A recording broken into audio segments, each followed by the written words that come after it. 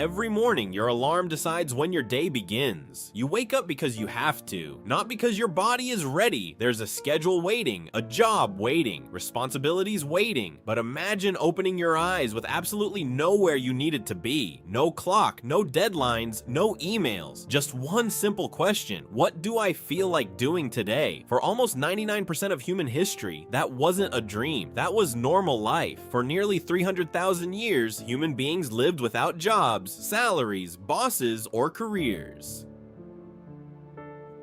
So what filled their days? The answer completely changes the way we think about being human. Today, the average person spends nearly 90,000 hours working. That's roughly 1/3 of your entire waking life. But for our ancestors, employment simply didn't exist. Instead of chasing promotions, they chased curiosity. Instead of meetings, they gathered around campfires. Instead of calendars, they followed the rhythm of nature. And surprisingly, science suggests they may have worked far less than we do. In the 1960s, anthropologist Richard Lee studied one of the last hunter-gatherer societies still living in a traditional way.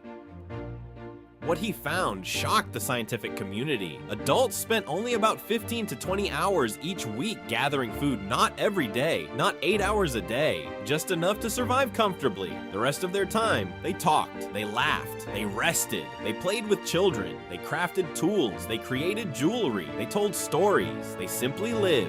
Even more fascinating, researchers studying other hunter-gatherer societies across Africa, Australia, and South America discovered almost the exact same pattern. Different continents, different cultures, same lifestyle. If survival consumed every waking moment, none of this should have existed. Yet archaeology tells a very different story. 30,000 years ago, someone walked deep inside a dark cave, carrying only firelight. Instead of hunting, instead of searching for food, they painted breathtaking images of horses, lions, and rhinoceroses across the walls. Not because they had to, because they wanted to. In South Africa, ancient humans carefully drilled tiny holes into seashells carried from miles away, transforming them into jewelry. In Germany, someone carved a perfectly playable flute from the bone of a vulture over 40,000 years ago. Music, art, decoration, beauty, these are not signs of people barely surviving. They're signs of people with something incredibly valuable: time. Then came another surprising discovery. When scientists compared the skeletons of hunter-gatherers with the first farming communities, the results were unexpected. Early farmers were generally shorter. Their teeth showed more decay. Their bones revealed repetitive stress injuries. Their diets became less diverse, and many died younger. Why? Because around 10,000 years ago, humanity made one decision that changed everything. We planted seeds. Agriculture allowed populations to explode. More people required more food. More food required more farming, and farming demanded endless labor. Fields had to be planted, watered, protected, harvested, and stored. There was no going back. Over generations, villages became cities. Cities created governments. Governments created taxes. Specialization emerged. Then professions. Then employment. Eventually, the idea that your time belonged to someone else became completely normal. Today, we organize our lives around work. Our ancestors organized work around life. At night, they gathered around fires, not to answer emails, but to tell stories. Anthropologists found that after sunset, conversations shifted dramatically. People stopped discussing survival. Instead, they spoke about heroes, ancestors, dreams,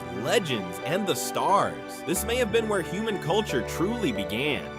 Stories became myths, myths became civilizations, civilizations became us, and somewhere along the journey, we forgot what it felt like to simply exist. We measure our lives with productivity. They measured theirs with connection. We earn money to buy free time. They already had it. Perhaps progress gave us comfort. Perhaps it gave us security, but it also came with a price. Not everything our ancestors had should return. Yet maybe, just maybe, the happiest part of being human was never the job we created, but the freedom we left behind.